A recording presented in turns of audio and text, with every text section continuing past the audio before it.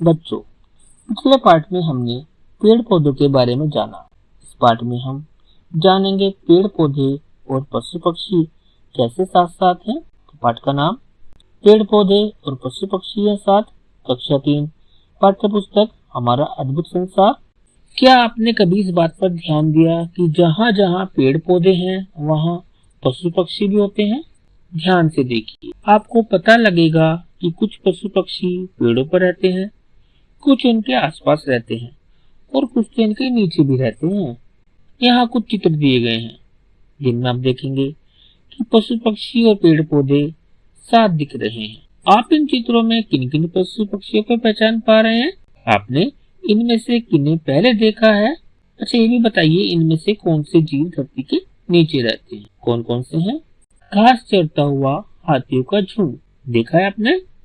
पत्ते पर आराम करता पतंगा, किसी पत्ती पर बैठा हुआ कोई कीट पतंगा, सूखी पत्तियों और मिट्टी में रेंगता केंचुआ, केंचुआ जमीन के नीचे रहता है।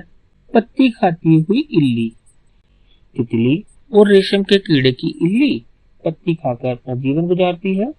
पेड़ पर गाना गाती हुई दर्जन चिड़िया, पत्ते पर आराम करता हुआ मेंढक, पेड़ के तने पर बैठा कठफोड़वा, पत्तियों से घर बनाती हुई चींटियां, पत्ती पर रंगीन कीड़ा, पत्ती पर मंडराती हुई तितली, पेड़ के तनों के कोटरों में छिपती व आराम करती गिलहरी, पेड़ के कोटर को घोंसला बनाकर रहती बसंत गोरी चिड़िया।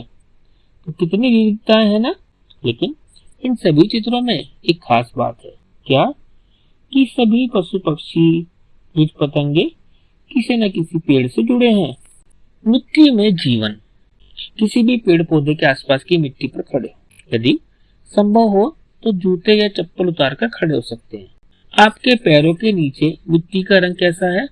यहाँ कुछ तरह की मिट्टियां दी गई हैं, आप इनमें से पहचानिए कि आपके पैरों के नीचे किस तरह की मिट्टी है। एक गतिविधि करते हैं, अपने हाथों से अपने मित्र पेड़ के पास की थोड़ी सी मिट्टी उठाइए और बताइए मिट्टी रंग में कैसी दिखती है और कैसी महसूस होती है?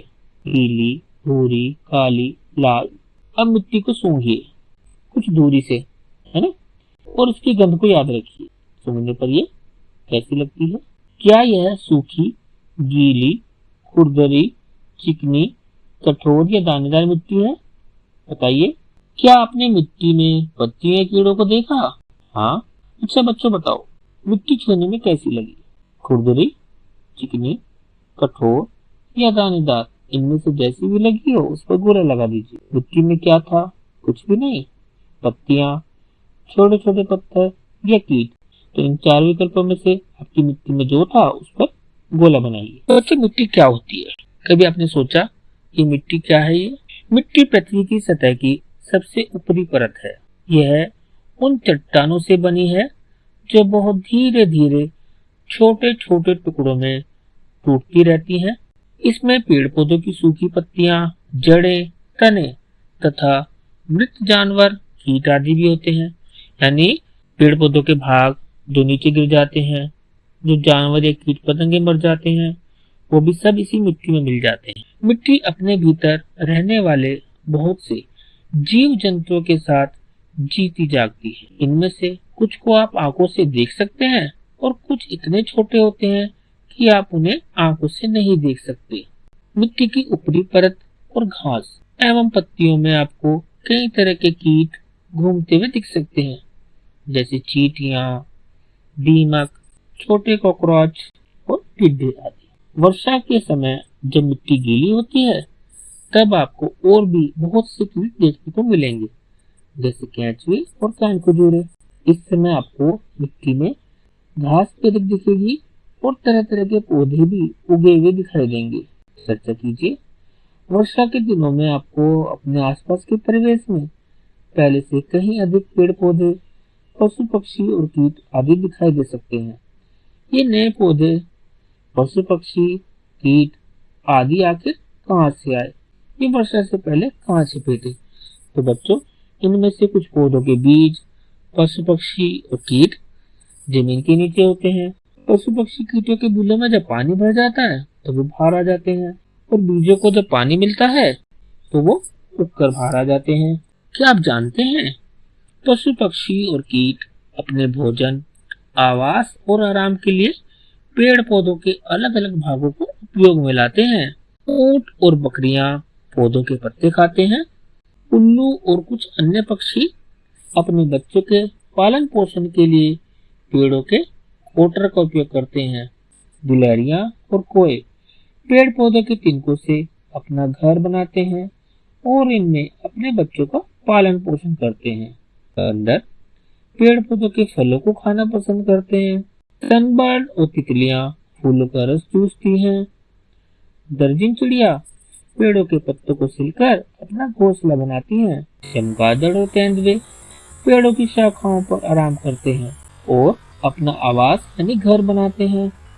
रेशम के कीड़े और तितली की इल्ली भोजन के लिए पेड़ पौधों की पत्तियां चबाती है।